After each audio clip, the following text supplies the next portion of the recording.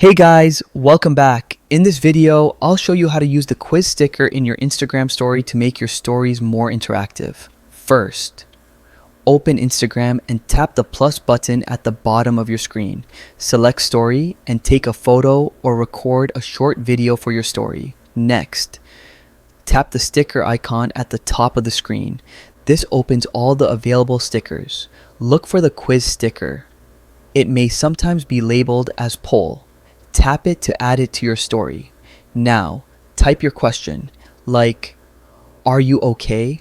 and add answer options. For example, yes, no, or maybe. You can add more choices if you want. Once you're happy with your question and answers, tap done.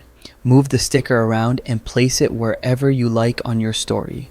Finally, tap next at the bottom right and share to post your story with the quiz sticker. Pro tip: use quiz stickers regularly to increase engagement and see what your followers think. It's a fun way to interact. And that's it.